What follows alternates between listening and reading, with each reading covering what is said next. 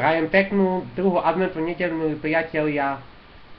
Dnes máme 6. decembra roku 2015 a dnešná nedeľa je výnimočná aj tým, že dnes je Mikuláš a priatelia, tak dúfam, že ste dostali darčeky, tak ako ja som našiel tiež darček. A pozdravujem všetky deti, pozdravujem všetkých aj vás, milí detkovia, babičky, oteckovia, mamičky. A chcem vás privítať pri dnešnej hlavnej téme. A dnešná téma bude o tom, ako si zachovávať vernosť. A dnešným hudobným sprievodom vianočných kovied nás sprevádzajú a ešte aj budú sprevádzať Kolárovci, za čo im veľmi pekne patrí vďaka. A teraz by som poprosil chlapci, aby ste nám zaspievali ešte dve koledy. A potom už by sme sa mohli venovať tej dnešnej hlavnej téme, ako si vlastne zachovávať tú vernosť. Takže chlapci Kolárovci, nech sa páči, máte slovo.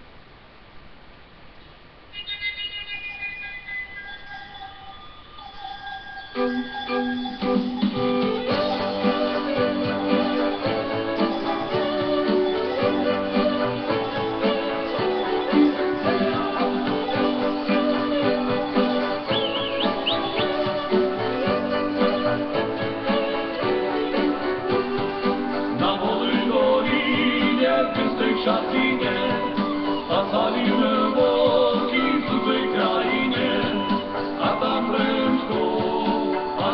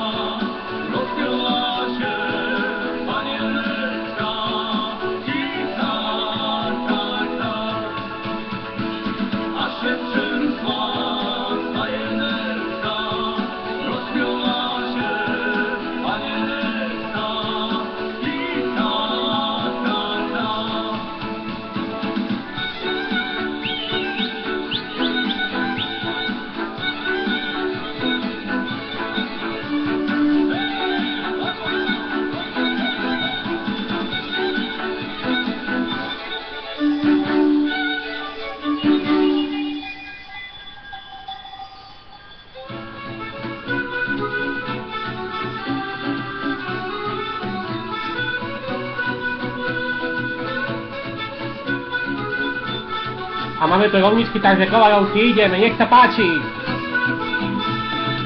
Urávčí sneh, rozlieha sa smiech, deti kričia, zvonček znie, biele mávenie, sneh je okolo nás, svetu dáva jas, rozlieha sa zvonenie, zima je tu zas. Rovničky, rovničky, kto vám dal ten hlas? Ježiško, maličký, Jášik Mikuláš. Rolničky, rolničky, prinášajú smiech, piesne našej mamičky, Vianoce a smiech.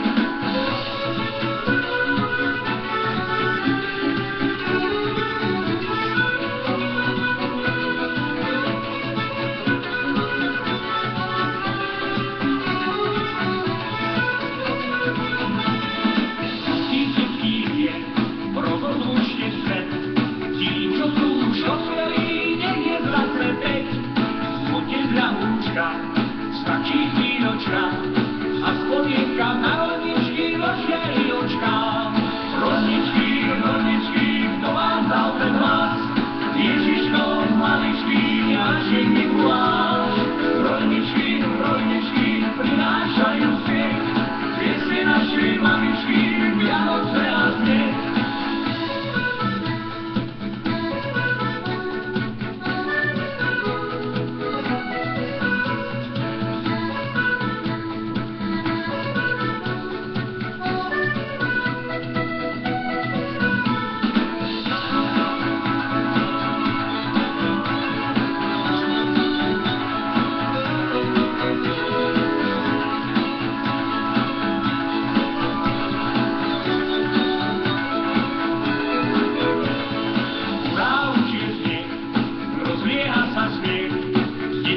Zvonček znie, biele mávenie, sneh je okolo nás, svetu dáva jas, rozlieha sa zvonenie, zima je tu zas. Rolničky, rolničky, kto vám dal ten hlas? Ježiško, maličký, Jášik Mikuláš. Rolničky, rolničky, prinášajú smiech, piesne našej mamičky, Vianoce a smiech.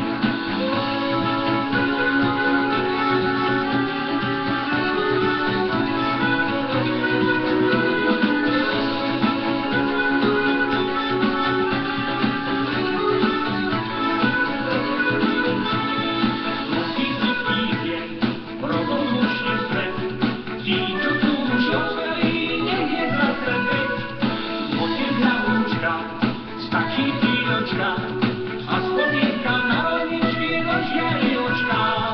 Rolničky, rolničky, kto vám dal ten hlas? Ježiško, maličký, Jášik Mikuláš. Rolničky, rolničky, prinášajú smiech, piesne našej mamičky, Vianoce a smiech. Vianoce a smiech, Vianoce a smiech.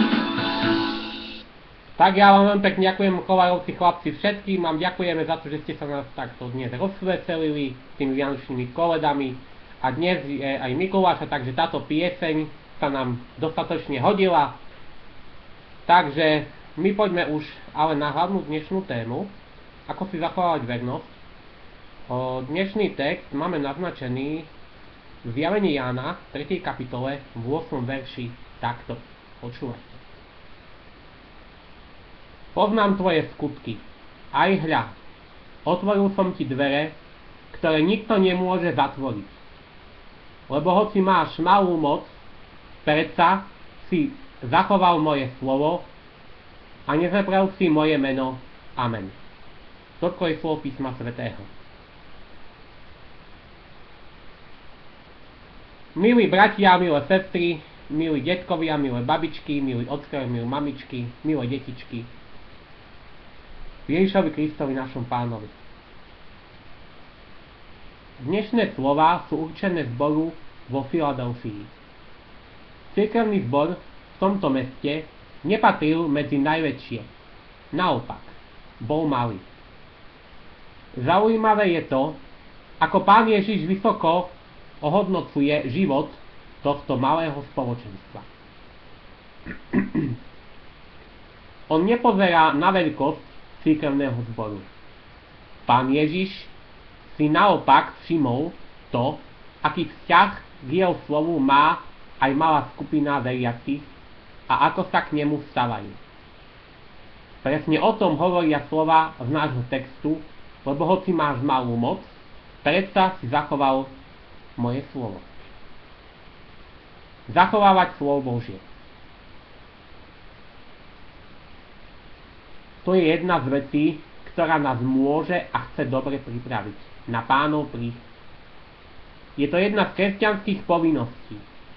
Veď veriť v Boha a nezachovávať pritom jeho slovo, to sú vylúčuje. A čo je to zachovávať slovo Božie? V podstate to znamená žiť podľa neho. Skúmať na základe neho Božiu vôľu pre svoj život.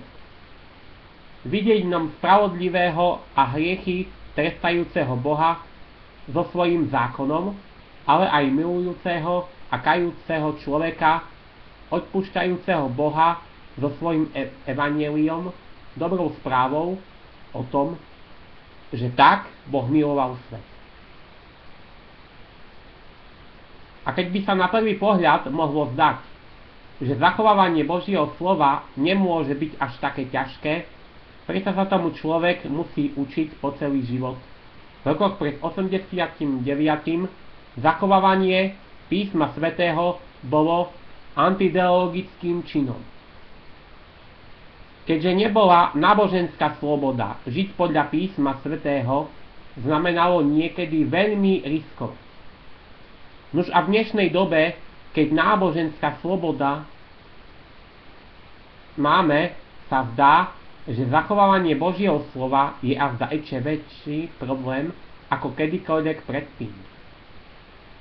Satan si nachádza stále nové a nové cestičky, ako odpútať pozornosť ľudí od toho, čo je skutočne hodnotné, čo obstojí.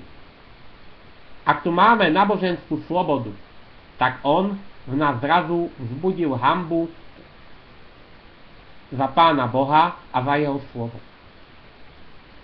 Sestry a bratia, využíme teda čas adventu na to, aby sme sa v čítaní Božieho slova i v jeho zachovávaní zlepšovali a tak prehlbovali nielen svoje poznatky o Bohu, ale aj svoju vieru a pripravenosť na stretnutie s našim Pánom. Druhá vec, ktorú nám dnešný text dáva na zreteľ, je vyjadrené slovami nezaprel moje meno. Veriaci vo Filadelfii napriek prenasledovaniu nielenže zostávali verní slovu Božiemu, ale ani nezapreli meno Ježiša Krista. To znamená, že ho vyznávali ďalej aj napriek protivenstvám. Písmo sväté aj nás vyzýva k tomu, aby sme sa za meno Syna Božieho nehambili. Povedané apoštolom Pavlom, veď ja sa nehambím za evanjelium Kristovo, lebo ono je mocou Božou na spasenie každému veriacemu.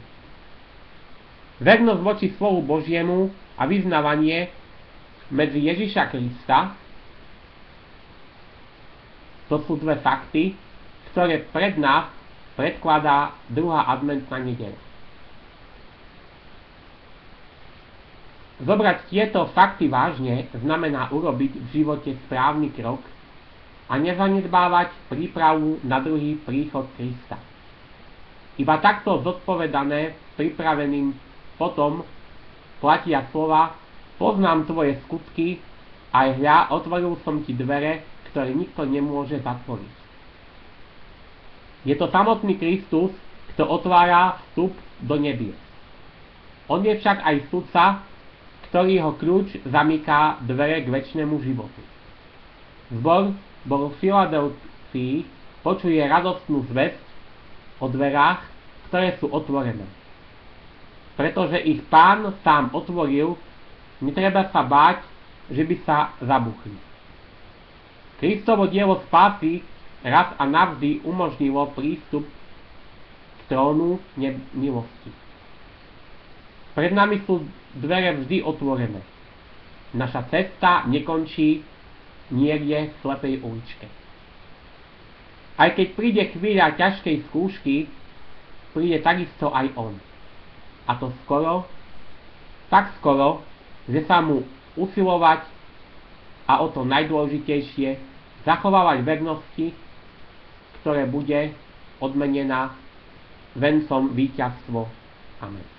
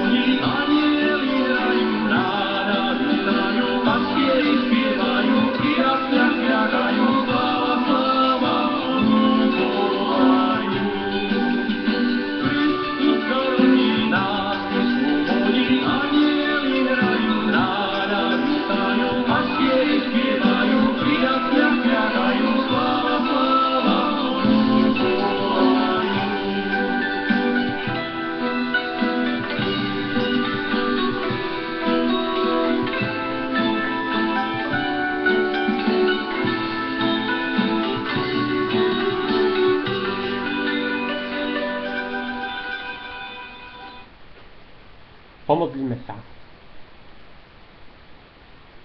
Nebeský Pane, ďakujeme Ti za to, že nás svojou láskou sprevádzaš počas pozemského života a že z nej môžeme čerpať vieru a nádej pre ďalšie dni.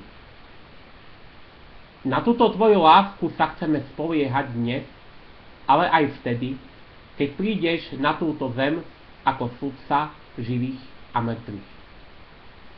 Pomôž nám, prosíme, správne sa na tvoj príchod pripraviť tým, že budeme počúvať a zachovávať tvoje slovo, že ho urobíme normou pre svoj život a že ono bude pre nás vodítkom v každodenných situáciách.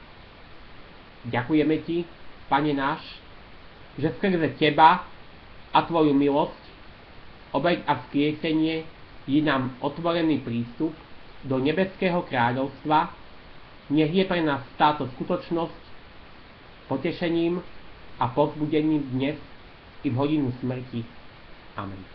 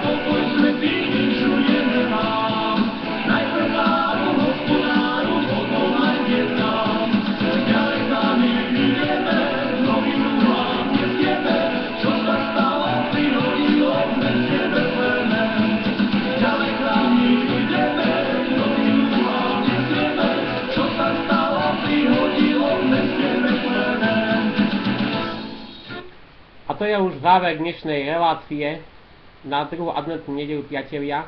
Prišiel čas, aby som sa s vami rozlúčil a želám vám všetko dobré pri prípravách, pri pečení koláčikov, dievčatám a matkám, alebo ešte aj pri posledných darčekov zakupovaných, ktoré ešte máte pred sebou.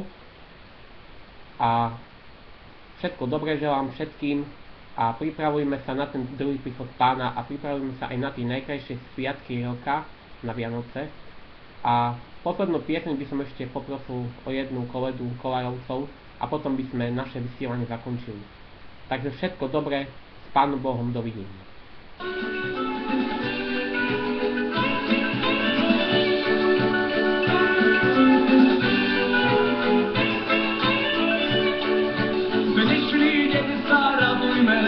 A veselo spievajme, dnešný deň sa radujme, a veselo spievajme.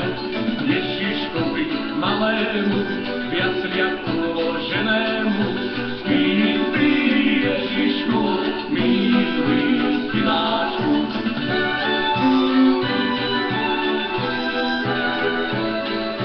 Krásna Panna prečistá, porodila nám Krista. Krásna Panna prečistá, porodila nám Krista. V jasličky ho doložila, plienkami obložila,